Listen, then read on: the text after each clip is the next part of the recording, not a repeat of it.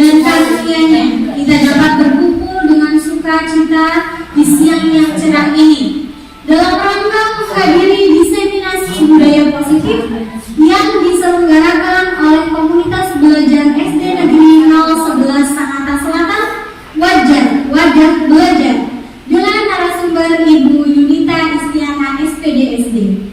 Mari kita sambut siang ini dengan keadaan sehat walafiat dan memperoleh ilmu inspirasi baru dalam lingkungan yang penuh semangat. Yang terhormat Ibu Kepala SD Negeri 011 Sangatta Selatan, Ibu Hermin Rantepasang SPD. Yang kami hormati Bapak dan Ibu Guru beserta staf karyawan SD Negeri 011 Sangatta Selatan. Pepatah mengatakan, tak kenal maka tak sayang, sudah sayang malah ditinggal. Maka dari itu, perkenalkan, saya Yuwanintia Ernita Hadianti, saya bertugas sebagai moderator. Kami ucapkan terima kasih kepada seluruh peserta diseminasi yang sudah menghadiri dan meluangkan waktunya. Mari acara ini kita buka bersama dengan bacaan basmalah bersama. Bismillahirrahmanirrahim. Oke, sebelum kita mulai diseminasi ini, ada pantun sedikit. Nanti Bapak dan Ibu bilang cakep ya. Oke. Jalan-jalan ke Majalengka. Di Majalengka ketemu petani. Tak sabar mendengar materi keren kita. Mari kita mulai acara ini. Silakan Ibu.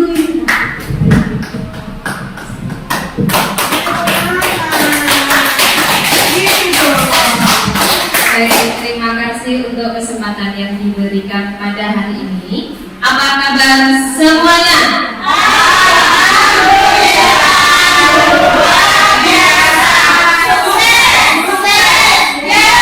Oke, Bismillah, kita akan sukses bersama membawa nama ini. Baik, pada kesempatan hari ini saya akan berbagi ilmu yang sudah saya dapatkan. Mudah-mudahan nanti dengan kita memahami ilmu ini, kita bisa menerapkan sehingga akan membawa nama baik sekolah kita. Baik, pada hari ini saya akan menyampaikan diseminasi mengenai budaya positif. Ya, kita itu sudah memiliki budaya, tetapi terkadang budaya yang kita lakukan terkadang masih mengandung budaya negatif. Mulai dari sekarang, mari kita mulai semuanya dengan budaya positif. Sebelum memulai, Waalaikumsalam, silakan Bapak. Sebelum memulai, mari kita bersama-sama memejamkan mata. Pejamkan mata dulu. Dengar dulu. Ya. Tidurnya ya. Kalau tidur berarti sangat menghayati. Silakan pejamkan mata dalam hitungan 10. 1, 2, 3, 4, 5, 6, 7, 8, 9, 10. Keluarkan apa yang ingin Ibu keluarkan. Teriak boleh. 1, 2, 3. Itulah ekspresi guru-guru hebat di SDN 011 Sangatta Selatan. Tepuk tangan untuk kita semua. Oke, baik, terima kasih. Kemudian kita lanjutkan ya. Baik. Oke, sekarang saya mau bertanya dulu. Ini belum apa sudah ditanya. Oke, apakah Bapak Ibu setuju bila yang pertama pemberian hukuman dapat mendisiplinkan siswa? Tidak. Oke, kenapa kok tidak? Karena tujuannya bukan mendidik. Betul, karena kita adalah seorang pendidik. Tujuan kita bukan memberikan hukuman, tetapi mendidik. Mendidik itu, kalau menurut Ki Hajar Dewantara, itu mengarahkan anak menuju hal yang kebaikan. Oke, kalau menghukum berarti bukan mendidik ya. Oke, terus kemudian yang kedua, pemberian hadiah dapat meningkatkan prestasi siswa. Nanti saya kasih ini deh, kalau kamu bisa kerjakan nilainya dapat 100. Apakah itu juga termasuk hal yang baik? Pemberian hadiah. Ada yang bisa menyuarakan? Silakan. Ini nggak boleh. Ya. nyampi jadinya ketergantungan. Betul. Jadi ketika dikasih hadiah, diiming-imingi hadiah, dia akan melakukan sesuatu yang baik sesuai dengan yang diiming. Tapi suatu saat ketika tidak mendapatkan iming-iming itu, apa yang dia lakukan? Dia akan jadi malas-malasan. Jadi intinya dia itu melakukan sesuatu karena ada maunya. Nah, gitu. Kemudian yang ketiga, guru harus mampu memberikan solusi untuk setiap siswa yang bermasalah. Apakah itu setuju? Setuju. Kenapa? Karena guru itu adalah partnernya siswa. Oke, boleh. Ada yang lainnya? Kenapa kita harus memberikan solusi? Ketika siswa misalnya dia kelaparan, dia tidak bawa bekal. Nah, guru harus memberikan solusi. Kenapa? Supaya apa? Karena masalah dalam kelas, Ya. sebelum kita meninggalkan kelas, Ya. masalah harus kita selesaikan. Ya, betul. Ya. Jadi itu kita itu kan guru partner. Jadi ketika ada masalah di dalam kelas kita selesaikan.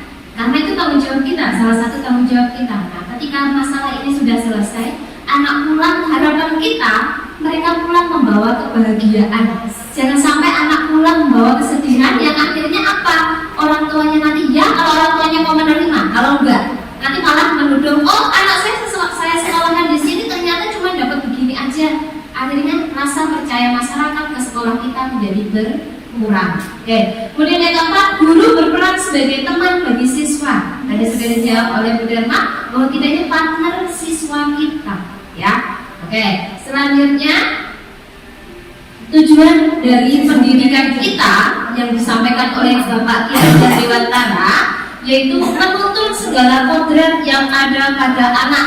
Jadi anak itu memiliki dua kodrat alam dan kodrat zaman. Kodrat alam itu sesuai dengan hati nuraninya anak. Kalau kodrat zaman, anak ini dituntut harus mengikuti perkembangan zaman. Karena zamannya anak nanti ketika dewasa berbeda dengan zaman kita saat ini. Terus agar mereka dapat mencapai keselamatan dan kebahagiaan yang setinggi-tingginya, baik sebagai manusia maupun sebagai anggota masyarakat. Nah, kita itu menyiapkan, intinya kita itu menyiapkan untuk masa depan mereka. Oleh sebab itu, pendidik itu hanya bisa menuntun tumbuhnya. Jadi kita hanya bisa mengantarkan saja, tidak bisa kita merubah anak yang awalnya tingkahnya seperti ini, itu bisa kita rubah 100%, tidak. Tapi kita mengarahkan saja misalnya, karena asli dasarnya anak tidak akan pernah kita bisa merubahnya. Terus agar dapat memperbaiki lakunya, bukan dasarnya hidup dan tumbuhnya kekuatan pada kodrat anak. Jadi kita harus menggali potensi yang ada pada anak. Kemudian pada hari ini apa sih yang kita pelajari, yaitu budaya positif. Budaya positif di sini yaitu terutama di lingkungan sekolah, yaitu nilai dan kebiasaan di sekolah yang berpihak pada murid ini, yang selama ini saya sendiri belum melakukan, yaitu bahwa apapun yang kita lakukan di sekolah ini itu tujuan utamanya untuk murid, bukan untuk kepentingan kita pribadi. Karena kita adalah pendidik, tujuan kita mendidik mereka. Nah, agar mereka dapat berkembang menjadi pribadi yang kritis. Jadi kadang kita kalau melihat murid ini kritis, kita itu stres, sebenarnya itu harus kita arahkan. Ya. Kemudian penuh hormat dan bertanggung jawab sesuai profil pelajar Pancasila. Jadi kita itu tujuan utamanya yaitu untuk mengarahkan anak sehingga anak mencapai profil pelajar Pancasila. Oke, pada hari ini kita akan membahas 8 kegiatan ini, yaitu yang pertama perubahan paradigma belajar, yang kedua disiplin positif, yang ketiga nilai-nilai kebajikan, yang keempat kebutuhan dasar manusia, yang kelima memotivasi perilaku manusia, keenam posisi kontrol guru, yang ketujuh keyakinan kelas, yang terakhir segitiga restitusi. Yang pertama, perubahan paradigma belajar. Selama ini saya sendiri melakukan bahwa murid ketika belajar itu harus mengikuti saya. Ya, jadi kadang saya bilang gini, ya ikuti, jangan ini. Nah, ternyata itu hal yang salah. kita harus mengarahkan. Ketika anak itu suruh mengikuti kita, berarti dia merasa terkekang, dia tidak bebas. Ketika dia tidak bebas, suatu saat dia akan keluar pemberontakan. Nah, di sini makanya kita menerapkan budaya positif, yaitu untuk menyediakan lingkungan yang positif. Lingkungan yang positif dimulai dari kata-kata positif, perilaku-perilaku positif akan menghasilkan lingkungan yang positif, yang aman dan nyaman. Bagaimana anak akan nyaman di sekolah ketika di sekolah dia kena marah terus? Kira-kira nggak nyaman. Agar siswa mampu berpikir, bertindak dan mencipta dengan merdeka. Ketika dia terkekang di dalam sekolah, dia otaknya udah buntu. Kita sendiri kalau sudah dipaksa, bikin ini, otakku nggak ada isinya. Nah, seperti itu. Kemudian mandiri, bertanggung jawab. Disiplin ini sangat berkaitan dengan kontrol kita sebagai guru, karena kita di sekolah sebagai pengontrol mereka. Kemudian disiplin itu berkaitan erat dengan kontrol guru terhadap muridnya. Lanjut. Nah, sekarang siapa yang sesungguhnya memiliki kontrol? Kalau yang biasa kita terapkan, yaitu realisasinya, yaitu kita itu realitas, kebutuhan kita sama. Kita memandang murid kita itu kebutuhannya sama. Dia pokoknya intinya butuh pelajaran. Kita nggak tahu murid kita itu tipe anak yang seperti apa. Ternyata menurut teori kontrol, realitas itu kebutuhan kita itu berbeda. Nah, kemudian yang kedua, semua orang melihat hal yang sama. Muridku itu sama, pintar semua, harapan kita. Oke, ternyata ada murid yang mengalami keterlambatan. Dan menurut teori kontrol, setiap orang itu memiliki gambaran yang berbeda. Ada anak suka matematika, ada anak suka berolahraga, seni rupa, dan lain sebagainya. Kemudian kita mencoba mengubah orang agar berpandangan sama dengan kita. Selama ini saya sendiri melakukan bahwa, nah, kalau nulis itu yang rapi begini loh, padahal anak itu belum bisa menulis yang rapi, itu belum bisa. Nah, itu inginnya siswa mengikuti kita. Ternyata menurut teori kontrol, kita itu berusaha memahami pandangan orang lain tentang dunia. Jadi anak ini kok gak bisa nulis rapi karena apa? Kita cari. Nah, itu. Terus kemudian perilaku buruk itu dilihat sesuatu kesalahan. Jadi ketika anak ini melakukan perilaku buruk itu, oh kamu ini salah. Padahal setiap apa yang dilakukan anak itu memiliki tujuan, bukan anaknya saja. Kayak kita melakukan seperti itu, kita punya tujuan. Yang terkadang kalau dari anak kita tidak memahami tujuan tersebut. Kemudian orang lain bisa mengontrol saya. Kita sendiri dikontrol oleh orang lain, bisa enggak? Hanya ada yang bisa mengontrol diri itu adalah diri kita sendiri. Tuh. Kemudian saya bisa saya bisa mengontrol orang lain, Anda tidak bisa mengontrol orang lain. Pemaksaan ada pada saat rujukan gagal. Jadi ketika kita memberikan rujukan rayuan gagal, nah itu dikatakan pemaksaan. Padahal yang lebih indah itu adalah kolaborasi. Ketika kita berkolaborasi, kita saling mengerti satu sama lain, maka akan menghasilkan pilihan-pilihan yang lebih baik. Terus yang terakhir yaitu mode berpikir menang kalah. Kalau misal guru berhasil membuat muridnya seperti ini, dikatakan, oh gurunya yang menang, muridnya yang kalah. Padahal akan lebih bagus lagi kalau model berpikirnya menang-menang. Jadi anaknya merasa menang, gurunya merasa menang. Seperti itu. Oke. Ya, jadi kita maunya berhasil semua. Gurunya berhasil, siswanya berhasil. Nah, yang kedua, materi tentang disiplin positif.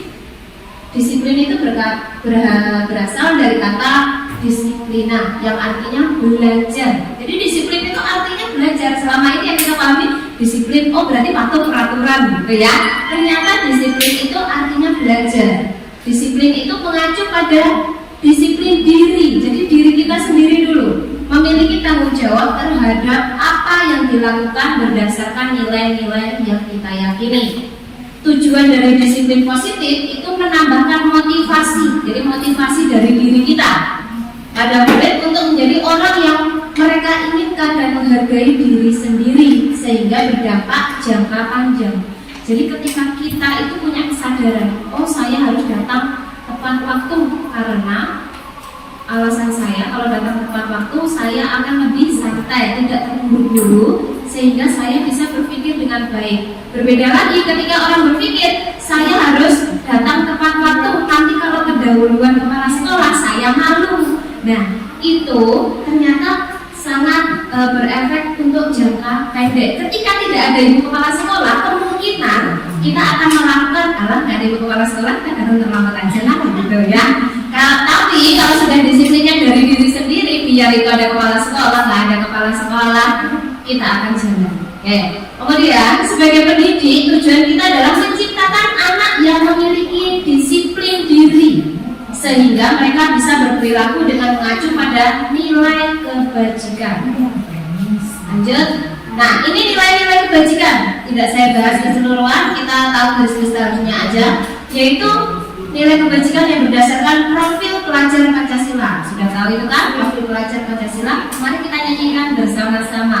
Pelajar Pancasila beriman dan bertakwa pada Tuhan Yang Esa dan berakhlak mulia, berkebinekaan global, gotong royong mandiri, kreatif dan bernalar kritis. Oke, itu harapan kita, murid kita itu seperti itu. Kemudian yang kedua, menurut Ibu Primary Years Program, murid itu memiliki sikap toleransi, rasa hormat, integritas, mandiri, dan yang terakhir komitmen. Sedangkan menurut 9 pilar karakter itu ada ini. Yang pertama, cinta Tuhan dan segenap ciptaannya. Jadi kita tidak hanya mencintai Tuhan, tetapi semua ciptaan Tuhan termasuk hewan, manusia yang lain itu harus kita utamakan. Terus kemandirian, tanggung jawab, kejujuran, diplomatis, yang terakhir kedamaian dan kesatuan. Oke, yang berikutnya lagi keterampilan hidup. Kita itu untuk bisa bertahan hidup harus memiliki keterampilan hidup. Yang paling utama yaitu kita dapat dipercaya. Ketika seseorang kecewa dengan kita, itu selamanya kita tidak akan dipercaya lagi. Nah, seperti itu. Lurus hati, pendengar yang aktif. Jadi kita bisa semuanya jadi pendengar, tapi kita memberikan umpan balik yang baik enggak? Nah, kalau aktif kita akan memberikan umpan balik yang baik, tidak merendahkan orang lain, termasuk siswa kita. Memberikan yang terbaik dari diri kita. Kemudian untuk petunjuk hidup, selain kita punya keterampilan, kita harus memiliki petunjuk hidup, yaitu apa? Peduli, penalaran, kerjasama, keberanian. Nah, kemudian yang terakhir yaitu the 7 essential virtues. Ya, ada empati, suara hati. Ya, ini yang nanti akan kita pelajari, kontrol diri. Kita harus bisa mengontrol diri kita sendiri. Oke, selanjutnya,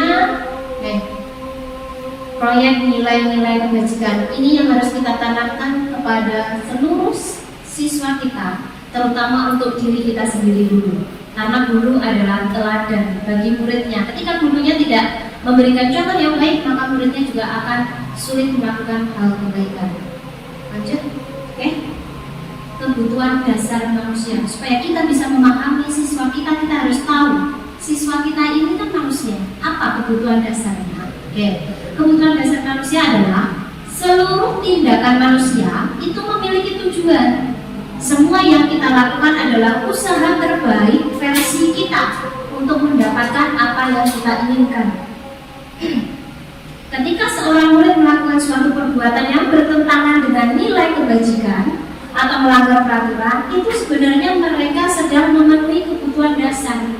Jadi murid kita itu mengambil makanan temannya, itu termasuk salah satu cara dia untuk memenuhi kebutuhan dasarnya.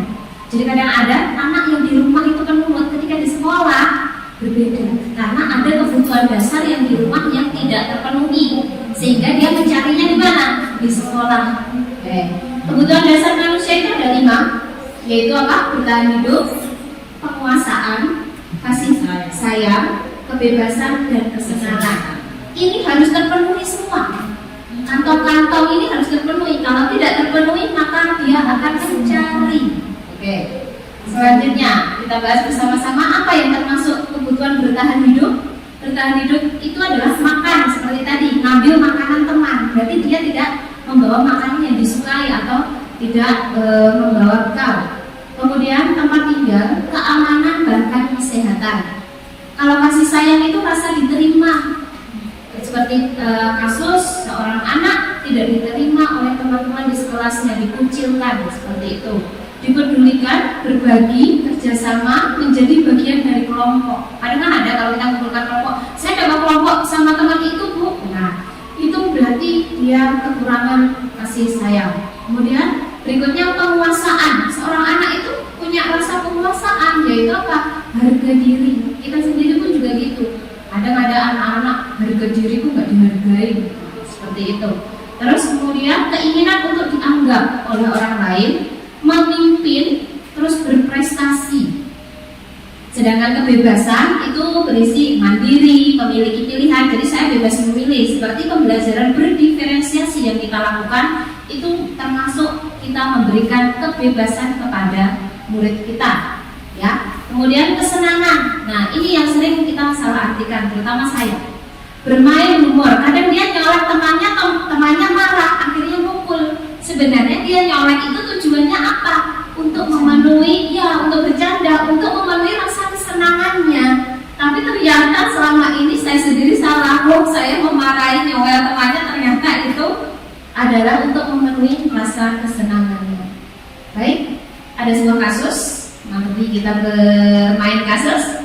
Bimo, seorang anak kelas 1, ia selalu berlari-lari keluar kelas menuju jalan raya di depan sekolahnya yang ramai dengan kendaraan. Tingkahnya membuat guru, Bu Ani, bingung dan sering kali lari mengejarnya. Ada beberapa kemungkinan jawaban yang diberikan Bimo. Jadi setelah kita anak-anak lari, Bimo lari-lari, gurunya akan mengajukan pertanyaan. Nah, anak akan memiliki banyak alasan. Menurut kita nih, anak memiliki banyak alasan. Ya memang, karena setiap orang memiliki alasan tersendiri ketika melakukan sesuatu. Jadi untuk ketika dia ditanya, identifikasinya, ketika dia ditanya untuk menjawabnya, aku senang berlari agar tubuhku sehat. Nah, itu adalah salah satu cara memenuhi kebutuhan untuk bertahan hidup karena kesehatan. Yang kedua, ibu kejar aku karena ibu guru sayang aku. Jadi dia dikejar gurunya itu bukan malah takut, tapi dia merasa bangga. Oh, aku dipedulikan sama guruku. Nah, ada contoh ya di sekolah kita. Terus kemudian aku hebat kan, bisa bikin ibu guru kejar aku. Nah, itu ternyata pemenuhan penguasaan. Jadi mereka melakukan itu ternyata alasannya banyak sekali. Ketika dia menjawab, aku bosan belajar mewarnai terus di dalam kelas. Mungkin gurunya pas sibuk jadi dikasih mewarnai, dia bosan. Nah, dia mau pakai cara yang lain. Itu adalah untuk memenuhi kebutuhan kebebasan. Aku senang main kejar-kejaran dengan ibu guru, seru. Nah, ternyata dia dikejar ibu gurunya itu bagi dia itu seru. Nah, itu adalah sebuah kesenangan bagi dia. Ya, itulah beberapa alasan yang membuat kita itu kadang itu gemes jengkel. Ternyata itu adalah cara dia memenuhi kebutuhannya. Lanjut. Berikutnya yaitu tentang motivasi perilaku manusia. Kayak tadi anak lari itu memiliki motivasi. Motivasi itu ada dua macam. Ada motivasi ekstrinsik yang berasal dari luar, kemudian motivasi intrinsik yang berasal dari diri sendiri. Untuk motivasi ekstrinsik itu biasanya digunakan untuk menghindari ketidaknyamanan hukuman. Aku daripada terlambat dihukum, mending aku gak usah berangkat sekolah. Nah, itu motivasi ekstrinsik. Jadi dia sekolah itu bukan dari kesadarannya dia sendiri. Kemudian yang kedua, untuk mendapatkan imbalan atau penghargaan. Aku harus masuk sekolah, nanti kalau masuk aku dapat bintang. Nanti kalau bintangnya udah banyak, nanti di akhir bulan dapat hadiah. Ya, seperti itu ya. Itu ternyata hanya motivasi ekstrinsik yang sewaktu-waktu bisa menghilang. Untuk menguatkan motivasi yang terbaik, yaitu motivasi intrinsik, yaitu untuk menjadi orang yang mereka inginkan. Seperti tadi saya contohkan, saya mau datang tepat waktu karena saya mau lebih baik. Begitu nyampe di sekolah saya tenang, gak terburu-buru. Seperti itu. Lanjut. Apa motivasi Anda? Sebagai seorang guru, saat Anda hadir mengajar di kelas tepat waktu, motivasi apakah yang mendasari tindakan Anda? Tolong dari Bu Sri. Saya pengen tahu, ketika Bu Sri datang di kelas tepat waktu, apa yang memotivasi Bu Sri?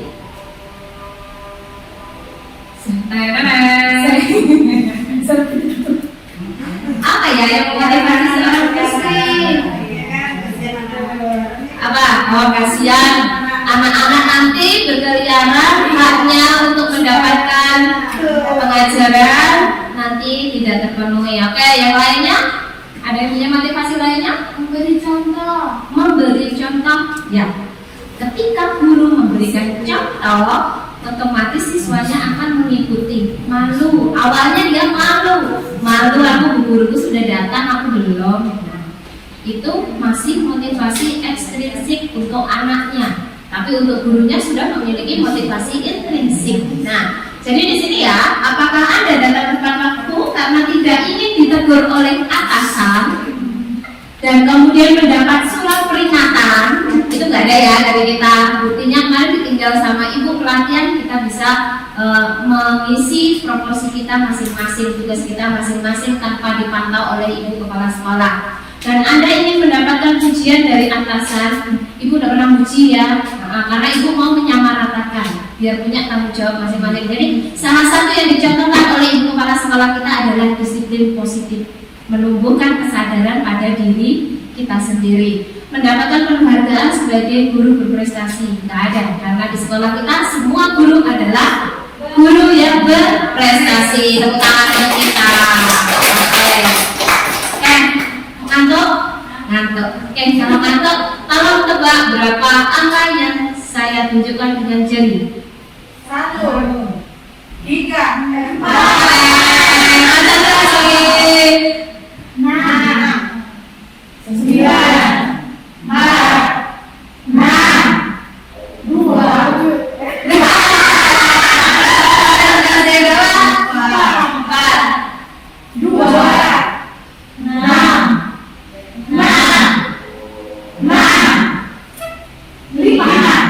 terima kasih untuk tangan kita semua. Ya, itu salah satu yang saya dapatkan ketika pelatihan literasi numerasi kemarin. Jadi kita jangan mengajarkan anak kalau 6 itu begini atau begini.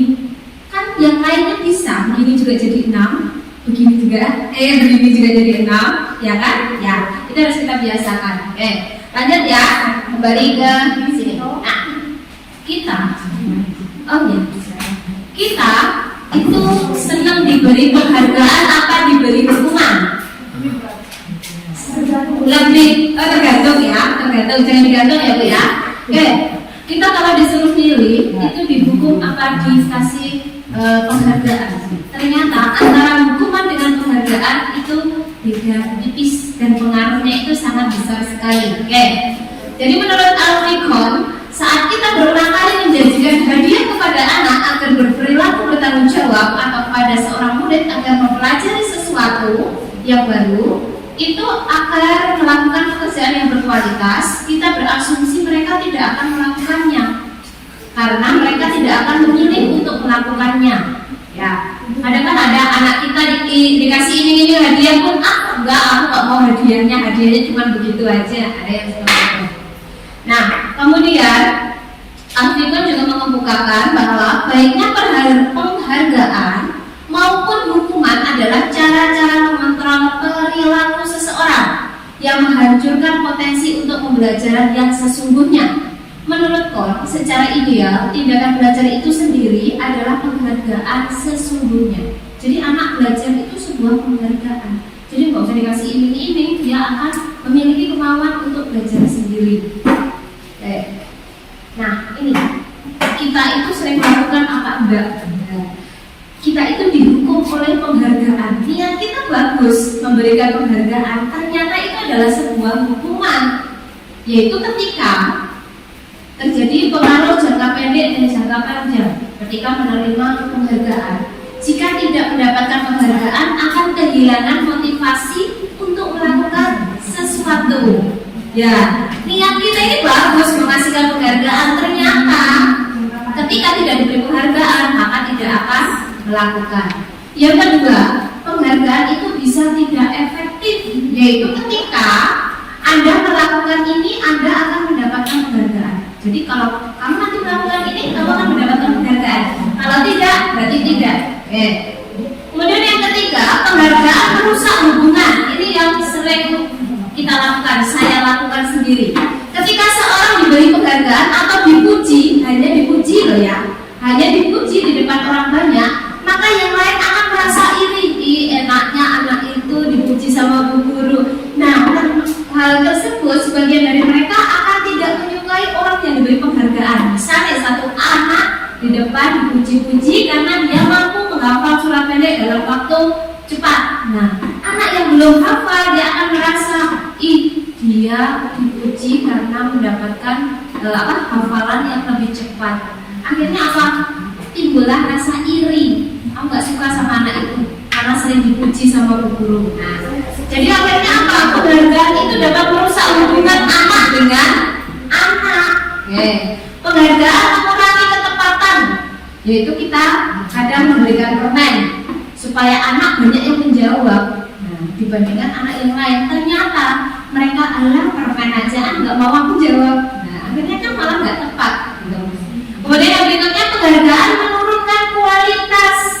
Mereka yang dibayar hasil kinerjanya berhenti berkembang, sedangkan mereka yang tidak menerima bayaran terus berupaya mengasah diri menjadi lebih baik. Itu terjadi pada diri kita terutama. Jadi kita dikasih penghargaan sama pemerintah dengan gaji yang sekian, nominalnya beberapa digit yang panjang. Nah, itu ketika itu dihentikan, kalau kita tidak ada motivasi intrinsik, maka ketika gaji itu dipotong walaupun cuma berapa ratus, itu kita akan merasa apa? Marah, kecewa. Nah, itu akhirnya apa? Males, gajiku dipotong, aku berangkat lambat aja lah. Nah, akhirnya apa? Menurunkan kualitas diri kita sendiri. Seperti itu contohnya. Terus penghargaan juga mematikan kreativitas. Biasanya seorang peneliti itu akan menunjukkan pekerjaan kayak orang seni, seperti kayak anak-anak itu yang pintar menggambar, yaitu penulisan cerita, itu kurang kreatif bila dijanjikan sebuah hadiah. Karena apa? Otaknya sudah terpacu di hadiah, akhirnya dia pemikirannya tidak bisa bebas. Nah, akhirnya mematikan kreativitas. Nah, ini lagi yang paling benar lagi, penghargaan yang menghukum. Sudah penghargaan kok dikatakan menghukum, yaitu ketika kita memberikan sistem ranking. Jadi benar sudah pemerintah menghapus sistem ranking, karena mereka yang mendapatkan ranking kedua akan merasa paling dihukum. Dihukum apa? Aku nggak bisa ranking 1, aduh capek gitu kan. Nah, itu dia merasa dihukum. Yang ranking 1 tidak masalah, yang tidak mendapatkan ranking 1 maka dia akan merasa dihukum. Inilah salah satu pertimbangan dari pemerintah untuk menghapus kerankingan. Kemudian yang terakhir, motivasi dalam diri. Ini yang terpenting untuk diri kita, yaitu kesadaran akan kemampuannya bahwa dia sudah dapat membaca. Sesungguhnya sudah merupakan sebuah penghargaan. Jadi misal saya nggak bisa baca, nggak kenal huruf, tiba-tiba setelah saya belajar sekian waktu saya bisa membaca. Itu adalah sebuah penghargaan, ya. Jadi hati-hati ketika memberikan penghargaan, walaupun hanya berupa ucapan. Itu akan menyakitkan. Boleh tanya sedikit? Ya, boleh. Ini kan bukan sesi tanya jawab ya? Iya, boleh, silakan. Ini yang untuk poin penghargaan yang menghukum. Ya. Karena tahun lalu kita berdua melakukannya. Ya. Ya, ranking. Tapi kita tahun lalu itu kan ranking mereka tidak tahu sama sekali. Ya, nggak tahu, oke. Jadi tujuan kita kan kita memberikan ranking dia untuk misalnya dia melanjutkan ke SMP. Ya. Dan tidak Dapat prioritas.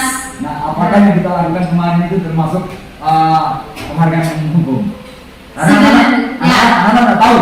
Ya, anak-anak. Tiba-tiba ide kita kemarin begitu habis USD saja. Ya. Apakah itu menghukum? Ya, kemarin sudah sempat saya tanyakan. Ternyata yang kita lakukan itu termasuk menghukum. Menghukum bagi mereka yang tidak memiliki peringkat. Kita kemarin kan ambil 5 besar ya. Ya. Tapi ya. Walaupun tanpa sepengetahuan mereka. Iya, yang jadi masalah itu yang mereka tidak menerima piala nih Pak. Itu termasuk dihukum menurut mereka.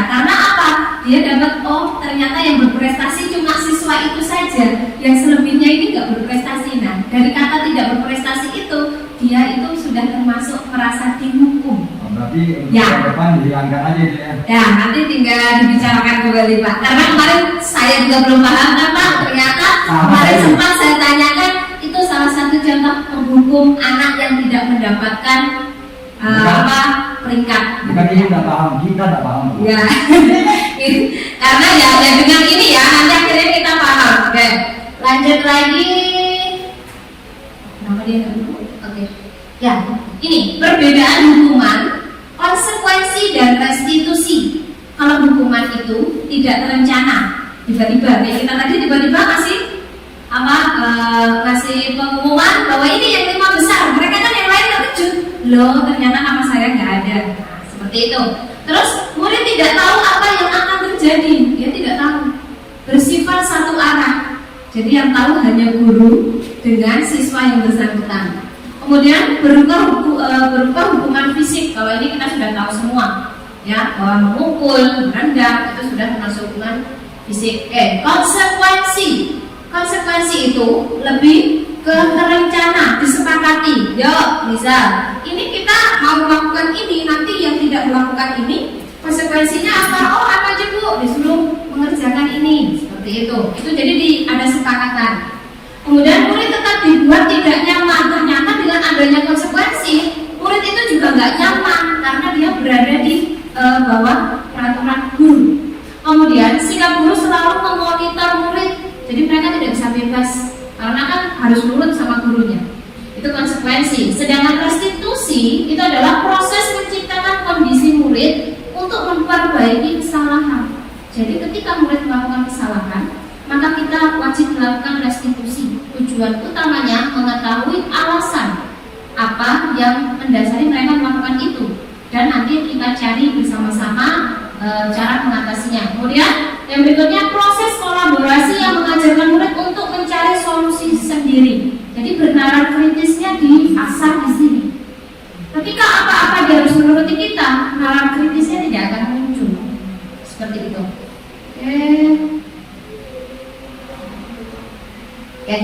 Ini yang sudah kita ingat.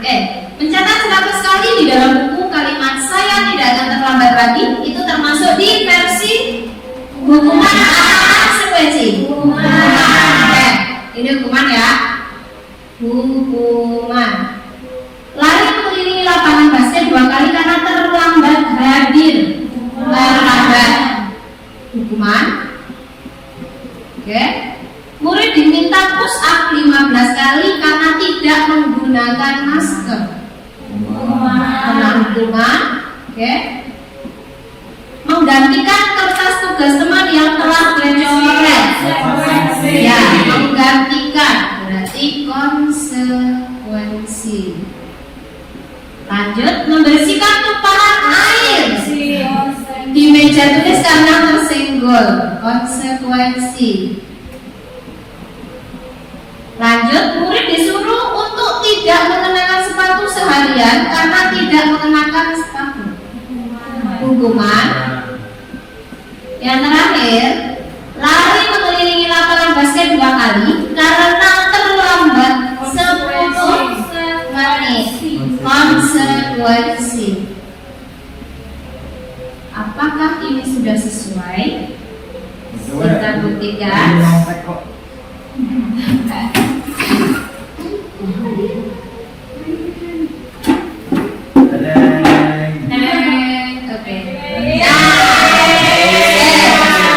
Konsekuensi ya. Kalau yang pertama itu hukuman karena tidak sinkron antara apa yang dilakukan dengan hukuman atau yang harus dia lakukan. Sekarang saya mau tanya yang ini. Kenapa lari mengelilingi lapangan basket 2 kali itu ketika terlambat 10 menit pelajaran PJO kan dikatakan konsekuensi? Karena sesuai dengan kesepakatan yang telah dibahas bersama guru mata pelajaran. Oke, lanjut.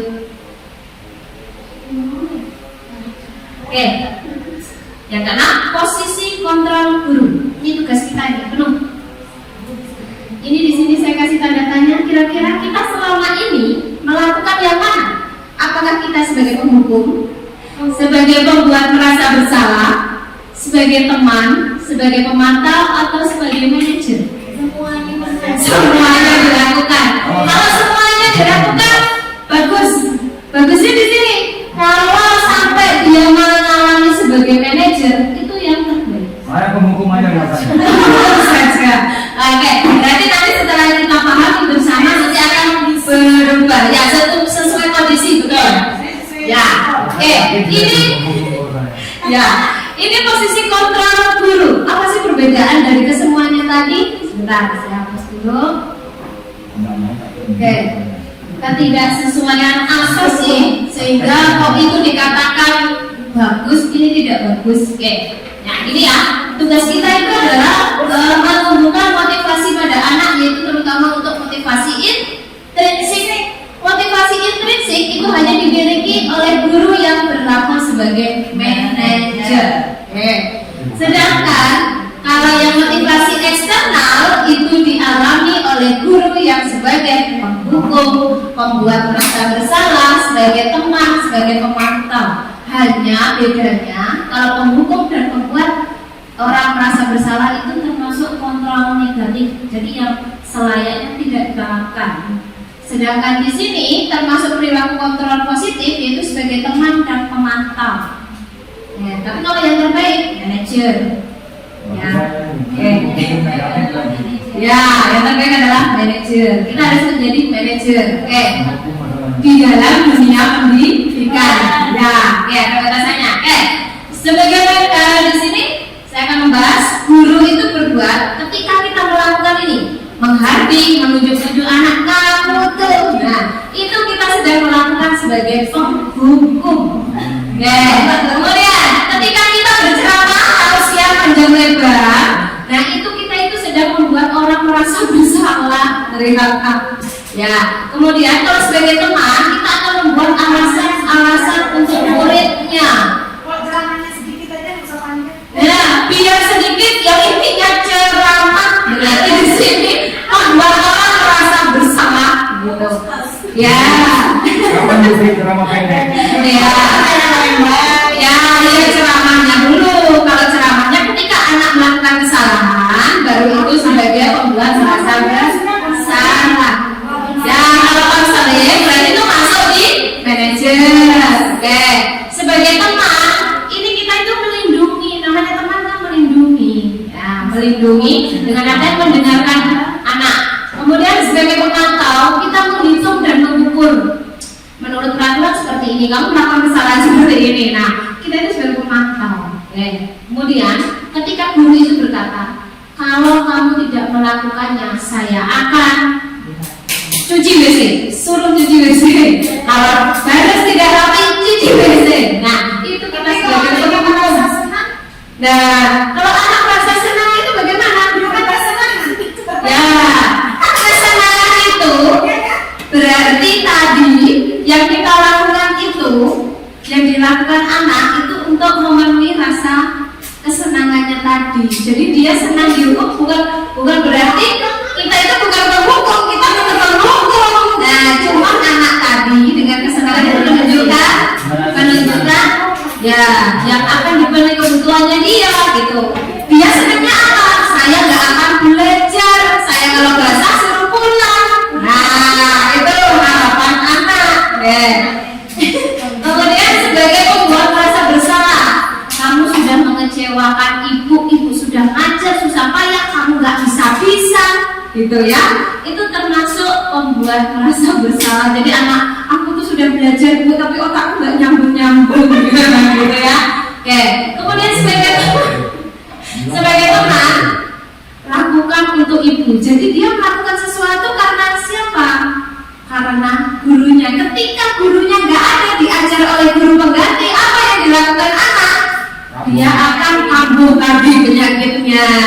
Nah, itu yang berbahaya karena kita tidak selalu standby di sekolah. Kadang kita pelatihan, kita sakit, kita apa, ada guru yang menggantikan. Otomatis yang biasanya dia bahagia dengan gurunya, dengan kondisi sebagai teman, karena dia merasa tidak berteman, akhirnya dia semaunya sendiri. Kemudian sebagai pemantau, pasti kita nanya, apa peraturannya? Misal anak nggak pakai sepatu pas upacara, sepatunya warnanya campur-campur, belum lagi yang kaos kakinya nggak pakai kaos kaki. Nah, peraturannya apa? Itu ternyata kita sebagai pemantau. Terus kemudian yang terakhir, ini versi terbaiknya, yaitu apa yang kita yakini. Jadi kita itu belajar jadi petugas bank yang sabar melayani sepenuh hati. Ya. Kita harus jadi manajer ternyata. Orang Islam orang. Pelan-pelan ya Pak ya, kalau langsung blek nggak bisa. Oke, jadi kita akan menanyakan keyakinan-keyakinan yang kita sepakati bersama. Dan naik tekanan ya.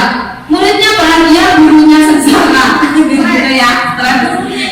Nah, berarti supaya muridnya bahagia, gurunya bahagia, berarti gurunya harus legowo, bilang orang Jawa. Ya sudahlah, ikhlas, belajar ikhlas. Hasilnya, ketika anak itu dihukum, maka dia suatu saat akan menjadi pemberontak dan mendendam.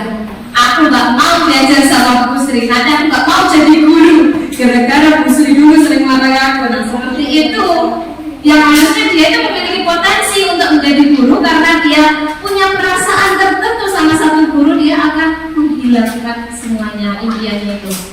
Kemudian yang kedua, ketika anak merasa bersalah, dia akan menyembunyikan kesalahannya dengan kebohongan-kebohongan yang dia buat supaya dia aman. Anak kan cari aman. Nah, misalnya apa, dia ngadu di orang tua seperti ini, nanti kenyataannya sama guru seperti ini. Itu adalah contoh karena dia sering dibuat merasa bersalah.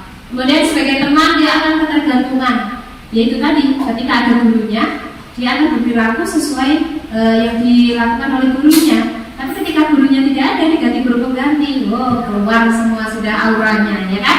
Oke, sebagai pemantau dia akan menyesuaikan bila diawasi. Jadi ketika gurunya keluar ke kamar mandi, dia langsung wow. Begitu guru masuk, dia akan duduk anteng. Nah, seperti itu. Sebagai manajer, kita akan menguatkan watak dan karakter dari siswa menjadi lebih merasa dihargai. Oke, lanjut. Untuk murid, ketika kita melakukan hukuman, murid itu akan berkata, saya tidak peduli. Ya, seperti itu. Ketika dia sebagai guru itu melakukan membuat orang yang merasa bersalah, maafkan saya, cuma maaf, tapi nanti diulangi lagi. Sebagai teman, saya pikir, nah, Bapak Ibu teman saya. Jadi ketika Bapak Ibu tidak ada di sekolah, berarti saya tidak ada teman. Seperti itu. Akhirnya digantikan oleh guru lain, dia merasa itu bukan temannya. Kemudian pemantau, saya akan dapat berapa bintang. Jadi dia itu fokusnya ke prestasinya dia. Saya nanti mau dapat apa sih? Gitu kan. Nah, kemudian kalau sebagai manajer, dia menjadi bagaimana caranya agar saya bisa memperbaiki keadaan. Dia kan kritis akhirnya. Oh, saya melakukan ini, berarti saya harus bagaimana? Kemudian dampaknya bagi murid, ya ini tadi, kalau penghukum dia pasti akan mengulangi. Kalau sebagai membuat orang merasa bersalah, dia akan rendah diri, bahkan dia mungkin akan mengucilkan dirinya sendiri. Terus kemudian sebagai teman dia akan tergantung, tidak mandiri lagi. Kalau sebagai pemantau dia akan menitik beratkan pada dampaknya pada diri. Jadi dia memikirkan dirinya sendiri, tidak akan memikirkan perasaan orang lain. Kemudian yang terakhir, ketika kita sebagai manajer itu akan mengevaluasi diri. Saya itu manusia yang bagaimana sih, selama ini diterima nggak sih saya sama teman-teman? Saya itu sering menyakiti teman-teman apa enggak? Itu PR kita. Kemudian kaitannya dengan dunia yang berkualitas. Dunia yang berkualitas itu adalah dunia di mana anak diterima dengan baik dan dia memperlakukan orang lain dengan baik. Ya, oke. Murid meletakkan guru di luar dunia berkualitas. Jadi nggak menganggap guru itu dianggap angin lalu gitu. Nah, kalau yang sebagai membuat rasa bersalah, murid meletakkan guru di dalam dunia. Jadi dia akan melakukan apa-apa karena dasarnya ada gurunya. Kemudian teman, murid meletakkan guru sebagai orang yang penting.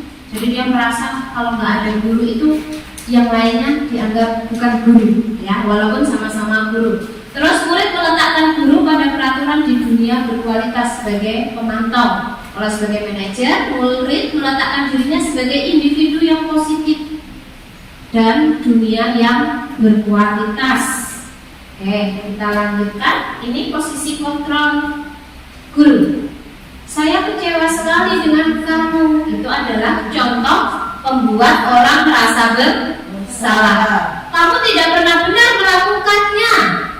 Nah, kita mengucapkan seperti itu berarti kita selaku menghukum. Oke, ayolah lakukan demi ibu. Itu sebagai teman. Apakah kamu mau mendapatkan stiker bintang? Ya, berarti sebagai pemantau. Bagaimana kamu bisa menyelesaikan masalah ini? Itu sebagai manajer. Kamu selalu yang paling terakhir mengerjakan. Nah, itu ternyata kita sedang berlaku sebagai penghukum. Jadi pembelajaran 21 yang kita terapkan itu sebenarnya sudah ditolak dari posisi-posisi kontrol ini, ya, karena kita memberikan reward, memberikan bintang, token, ya. Oke. Yang ketujuh, keyakinan kelas. Mengapa tidak peraturan saja? Mengapa harus keyakinan kelas? Apa bedanya? Peraturan dengan keyakinan. Kalau peraturan itu sering saja dilanggar. Kalau peraturan untuk dilanggar, Iya. sering ya, karena ya itu tadi. Kalau keyakinan itu kadang karena dia juga yakin jika melanggar itu dia merasa bersalah enak-enak gitu. Oh ya, merasa bersalah. Ya, itulah bedanya bahwa peraturan itu dibuat oleh satu arah, dibuat satu arah. Jadi biasanya membuat peraturan kan guru, buat peraturan. Anak harus seperti ini. Jadi akhirnya mereka menganggapnya yang membuat peraturan adalah guruku. Suatu saat ketika gurunya melanggar peraturan yang dibuat oleh gurunya, maka dia akan protes. Situ. Oke. Terus kemudian untuk sebagai keyakinan kelas, kalau keyakinan kelas itu siswa diajak aktif. Ayo kita menyusun keyakinan kelas. Kita maunya kelas yang seperti apa, gitu kan? Jadi akhirnya karena mereka merasa dilibatkan, akhirnya dia merasa itu peraturan yang saya buat, gitu kan intinya. Padahal itu keyakinannya.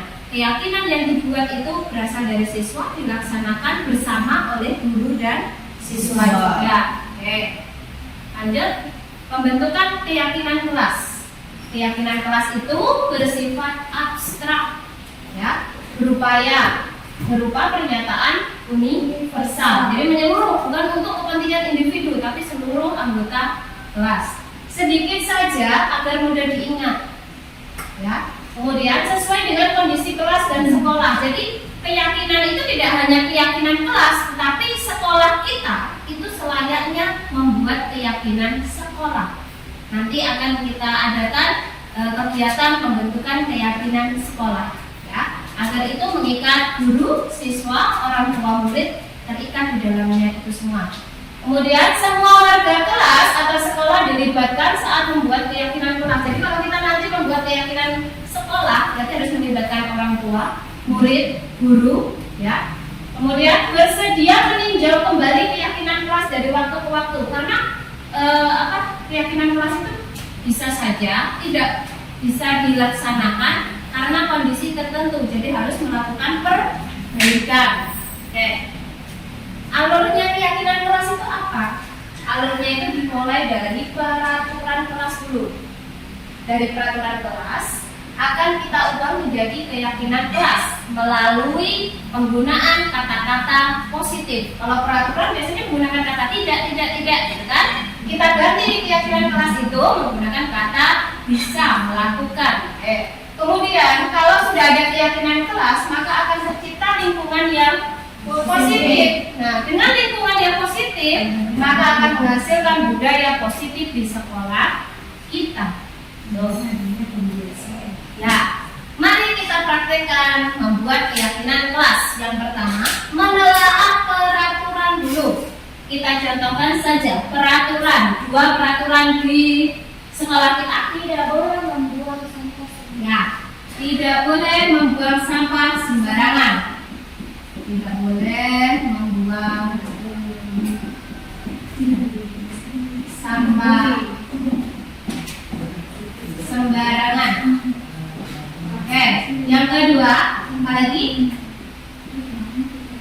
kedua, Boleh. tidak boleh membuli. Tapi itu masih itu asing. Itu aslinya. Tidak boleh membuli. Oke. Membuli. Oke. Ini masih berupa kalimat negatif. Supaya menjadi kalimat positif, maka kita akan merubahnya menjadi kata yang bagaimana? Membuang sampah pada tempatnya. Membuang sampah pada tempatnya atau membuang sampah pada tempat yang tersedia, boleh ya? Yang tersedia. Jadi kalau tidak tersedia, dia harus menyimpannya sampai ketemu tempat sampah. Maksudnya di situ tersedia itu ya. Jadi kalau di sekolah kita tidak tersedia, dia harus punya cara menyimpannya dulu di kantong kresek atau di tasnya, nanti dibawa ketika dia ketemu tempat sampah. Terus tidak boleh membuli, berarti saling menghargai, ya. Saling menghargai. Setelah diubah menjadi kalimat positif, kemudian dijadikan keyakinan kelas. Nah, kalau ini dirubah menjadi kalimat yang lebih pendek lagi dan mudah untuk diingat, kira-kira jadi apa ya? Menjaga kebersihan. Oke. Menjaga kebersihan. Kemudian kalau untuk yang kedua, Sayangi teman. sayangi teman boleh, atau langsung menggunakan kalimat ini sudah jadi boleh. Nah, ini sudah boleh. Terus atau sayangi teman. Oke. Nah, ini kita buatnya di dalam kelas kita itu dibuat bersama siswa. Jadi siswa tahu urutannya membuat keyakinan kelas sehingga dia merasa sebagai pembuat. Kalau merasa sebagai pembuat, otomatis dia akan ikut menjalankan. Lanjut. Nilai kebajikan. Nah, dasar-dasar dari keyakinan kelas itu yaitu nilai kebajikan. Nah, nilai kebajikan itu nilai hal yang positif atau kebaikan. Misalnya, selalu kembalikan buku ke tempatnya. Itu adalah sebuah bentuk tanggung jawab. Kalau dilarang mengganggu orang lain, itu adalah menghormati orang lain dan diri sendiri. Hadir di sekolah 15 menit sebelum pembelajaran dimulai. Berarti menghormati orang lain, karena ketika kita terlambat akan mengganggu belajarnya orang lain. Dilarang melakukan kekerasan, berarti termasuk keselamatan, menghormati orang lain. Dilarang menggunakan narkoba, itu adalah contoh kebajikan kesehatan. Bergantian atau menunggu giliran antri. Nah, itu menghormati orang lain dan kesabaran. Oke, gunakan masker.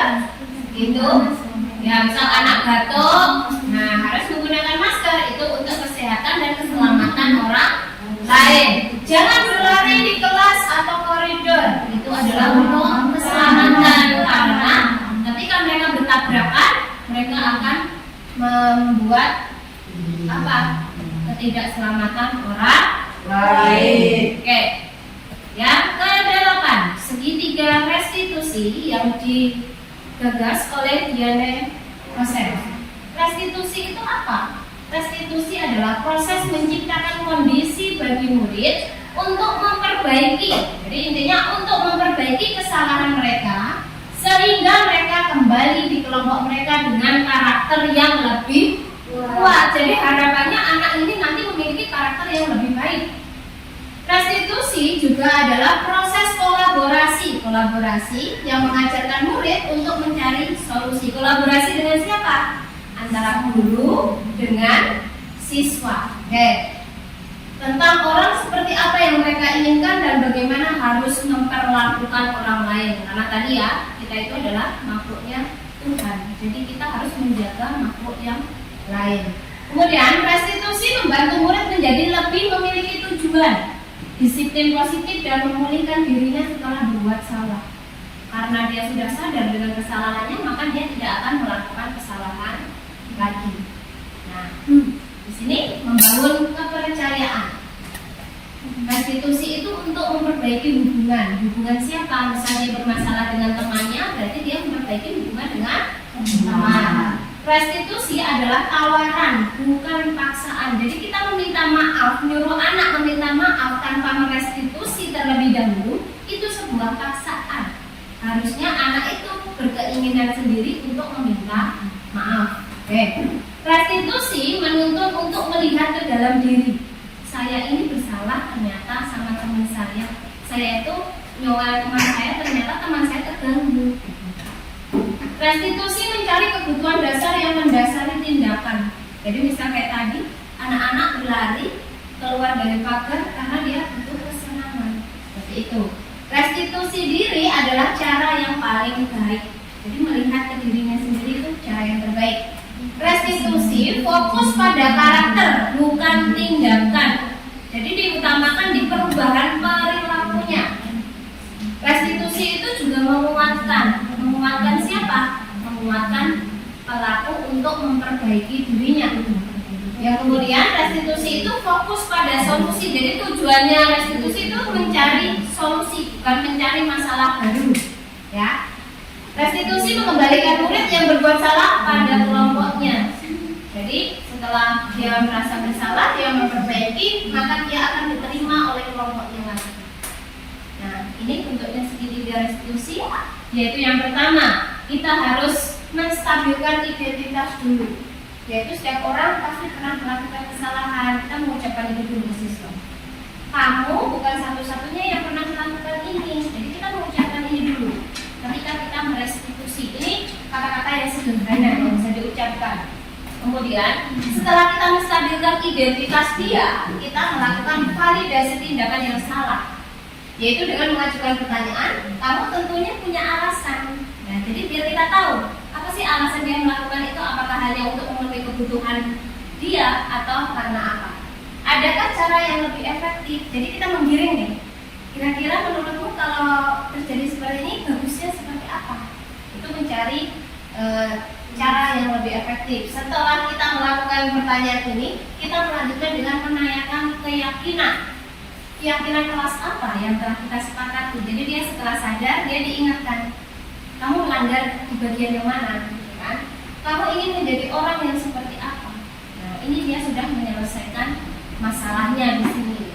Nah, jadi kita itu sebenarnya sudah melakukan, hanya saja kadang tahapan kita terlompat-lompat. Mungkin dari menstabilkan identitas kita menanyakan keyakinan dulu, nggak melakukan validasi dulu.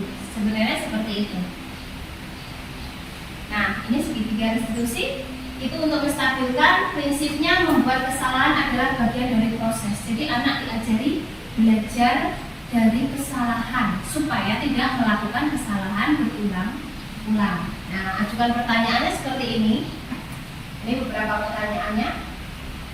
Kemudian kalau untuk bagian validasinya berdasarkan prinsip setiap perilaku itu berupaya memenuhi suatu kebutuhan. Jadi kita harus berpikiran, ketika anak melakukan kesalahan pasti ada kebutuhannya yang tidak terpenuhi. Kita gali kebutuhan dia apa. Kemudian selanjutnya menanyakan keyakinan. Setelah mereka sadar sama kesalahannya, apa sih yang kita yakini selama ini? Kira-kira menurutku harus bagaimana? Seperti itu. Nah, dari segi restitusi itu yang diperhatikan nih. Yang pertama, perilaku yang salah perlu dikaitkan dengan nilai keyakinan. Makanya kita diwajibkan membuat keyakinan kelas dulu. Ketika anak melakukan kesalahan, kita kaitkan dengan keyakinan yang sudah kita sepakati. Yang kedua, kesediaan orang yang melakukan kesalahan untuk memperbaiki. Jadi kita nggak memaksa, tapi dia dengan kesadarannya sendiri bersedia memperbaiki. Kemudian yang ketiga, pemecahan masalah sebisa mungkin relevan, sesuai, memiliki hubungan dengan masalah yang ada. Jadi kita tidak memberikan hukuman. Anak melakukan kesalahan, dikasih konsekuensinya atau ini relevan dengan kesalahannya. Kemudian yang keempat, perlu adanya usaha perbaikan yang diharapkan setelah anak menyadari semua itu, dia akan memunculkan apa yang akan dilakukan untuk memperbaiki kesalahannya. Misal dia ke mainan, tiba-tiba kelari, menarik baju temannya sampai terlepas kancing bajunya. dia akan berpikir bagaimana caranya memperbaiki kesalahan, mungkin dengan membantu menjahitkan kancing baju temannya yang terlepas. Kemudian perlu didedikasikan waktu dari pihak yang berbuat salah. Tanyakan kapan akan mulai. Jadi kita perlu menanyakan kapan kamu akan memulai perbaikan kesalahan ini, gitu ya. Jadi anak akan lebih sadar dengan kesalahannya. Ini contohnya restitusi. Dan juga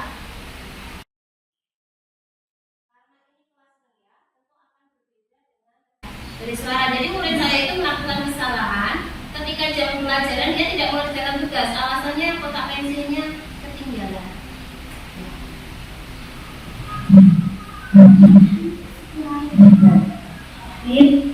Yang dia bilang aku tahu alasan yang berlaku.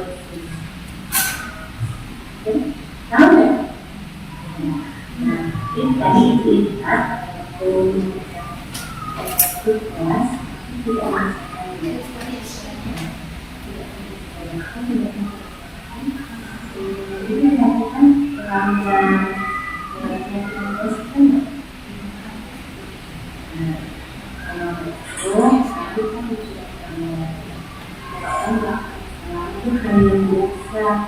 ya, harus dalam manusia. Ini posisi menstabilkan identitas. Supaya tidak melakukan kesalahan lagi. Terus aku sekarang tapi melakukan tadi tidak melakukan tugas, otomatis aku punya alasan bahwa kenapa tidak melakukan tugas karena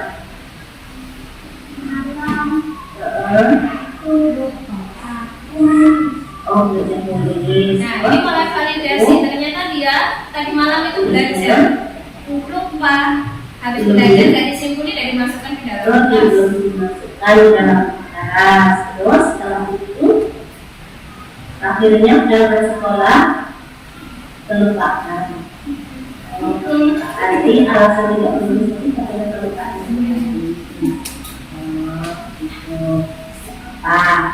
Belum kami belum mau tahu aja tapi tidak menulis ternyata aku tidak membawa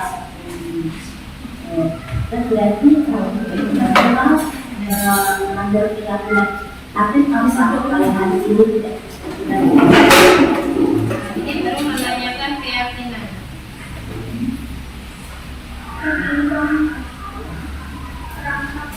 dia kalau Oke, itu saja. Kita lanjut lagi.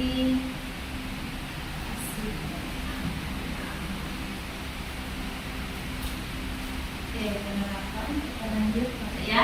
Oke, mari kita praktekkan segitiga restitusi. Jika siswa yang pertama, jika siswa bapak ibu membuang sampah sembarangan. Silakan siapa yang mau mempraktekkan segitiga restitusi. Silakan. Saya kasih contekannya ini bagian segitiga restitusi. Nah, ini pertanyaannya ini yang bisa ditanyakan.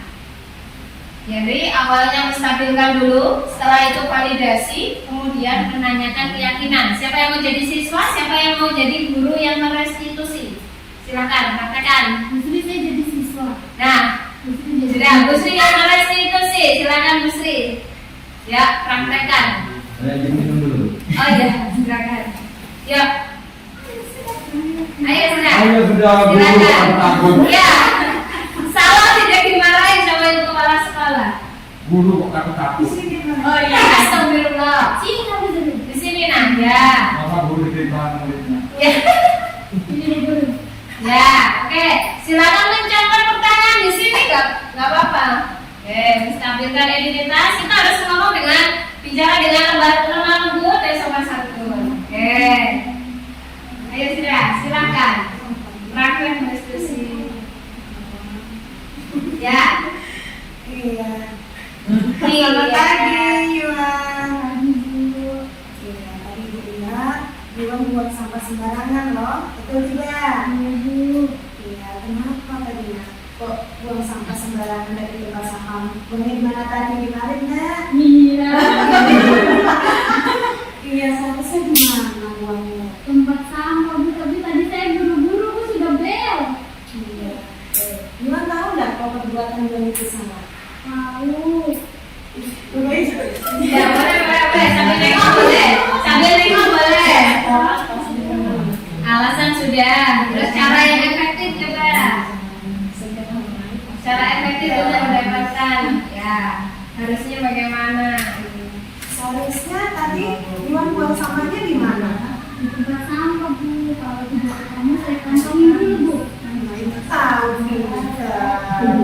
Jadi Iwannya kan sudah salah ya. Nah, perbuatan tadi jangan diulang lagi ya. Iya Bu. Ulang lagi. Keyakinan. Oke, keyakinan dari disepakati. Nah, ingat nggak kesepakatan kelas kita kemarin yang sudah kita sepakati sehingga kita keyakinan kelas yang harus kita jalankan bersama dari teman kita kelas maupun guru. Guru juga harus membuang sampah pada tempatnya, bukan ingat aja. Tapi nanti kalau misalnya kita juga lupa, berarti juga harus mengingatkan guru. Kita saling mengingatkan. Oke, Mbak, suami ingin menjadi orang seperti apa?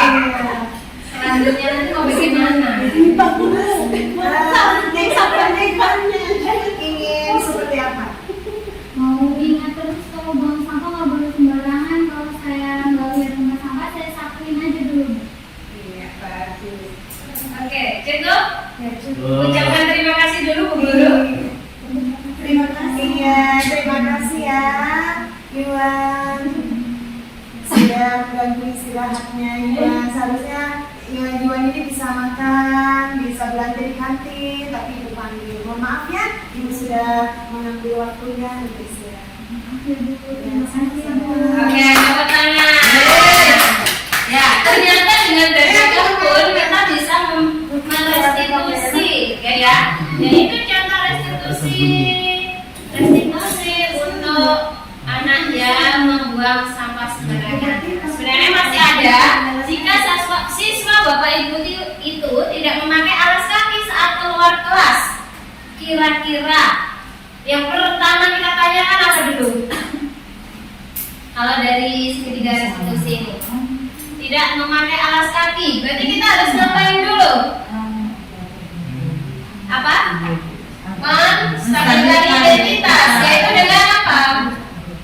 Menanyakan apakah benar anak tersebut melakukan tidak memakai alas kaki ketika keluar kelas. Terus setelah itu kita tanya juga, kita perjelas bahwa dia bukan satu-satunya orang yang melakukan kesalahan. Namun ada penguatannya. Dengan kesalahan itu kita bisa belajar kita untuk lebih berhati-hati. Setelah distabilkan identitasnya, kemudian kita menanyakan alasan. Jadi alasannya kenapa? Mungkin karena alas kakinya dibawa temannya yang duluan keluar dari kelas. Nah, bisa atau karena lupa membawa alas kaki dari rumah. Kemudian ada cara yang lebih efektif.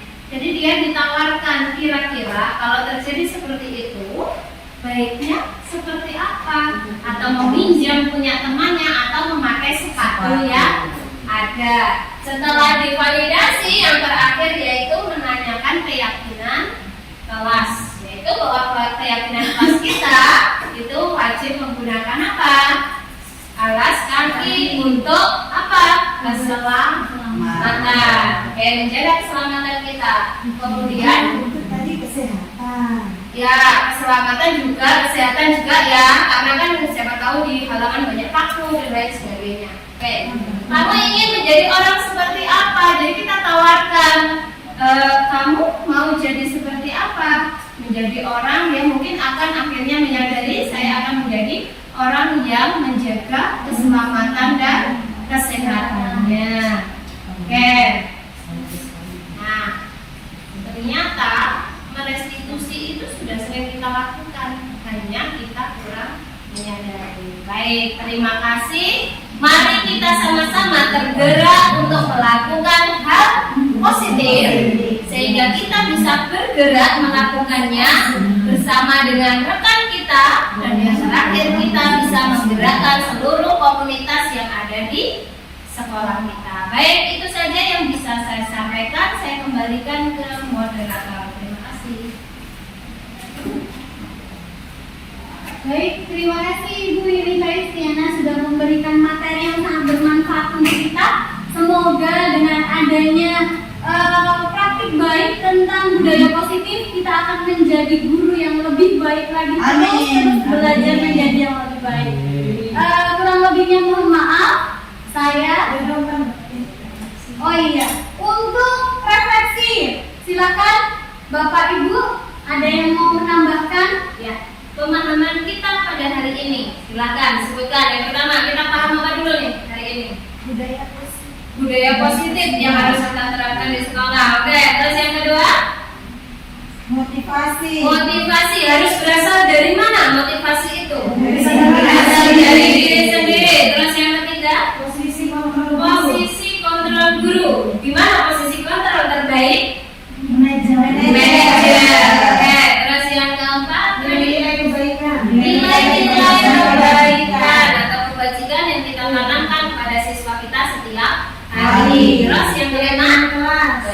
Keyakinan kelas. Oke, kita membuat keyakinan kelas yang kita susun bersama siswa, kita laksanakan bersama-sama. Terus kebutuhan dasar manusia yang harus kita penuhi supaya tidak terjadi pelanggaran. Berikutnya segitiga restitusi yang digunakan untuk apa? Untuk menyelesaikan masalah sehingga siswa memiliki kesadaran untuk memperbaiki dirinya sendiri. Oke, terima kasih untuk refleksinya. Itu adalah refleksinya. Ya, Untuk umpan balik ya, Bu Sri. ya, kembali ya. Oke, silakan. Iya, yang saya tanyakan dari materi yang sudah disampaikan oleh Bu Nita tadi, karena saya mengajar di kelas rendah ya, karena transisi dari TK ke SD itu kan anak-anak memang sifatnya masih sifat bermainnya masih tinggi untuk belajar. Ya, Jadi yang di sini yang saya ingin tanyakan, bagaimana cara yang lebih efektif untuk menciptakan lingkungan kelas itu yang positif, aman dan nyaman di dalam kelas. Dengan kita ketahui kondisi murid kita tuh yang masih jiwa bermainnya tuh sangat tinggi. oke. Berarti kita yang pertama harus kita tahu yaitu kebutuhan dasar mereka dulu. Ya, ketika kita tahu kebutuhan apa mereka kan masa transisi, otomatis dia masih butuh bermain.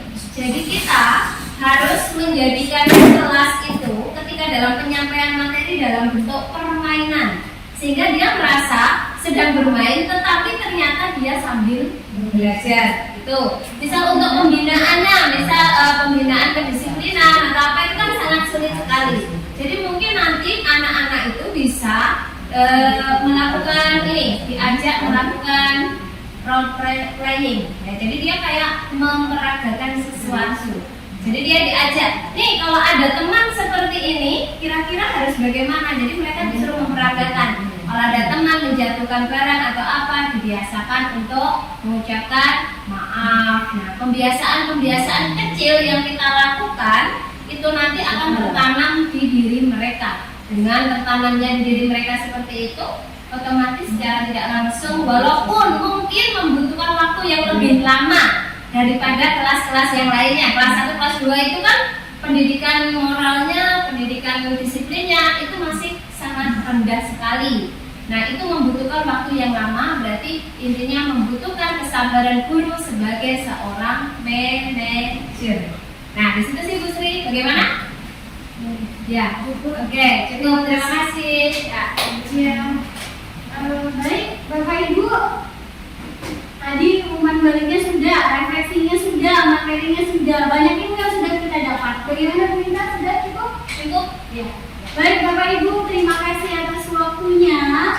Diseminasi ini saya tutup. Untuk mengakhiri, marilah kita mengucapkan hamdalah bersama. Kurang lebihnya kami berdua mohon maaf. Wassalamualaikum warahmatullahi wabarakatuh. Wah.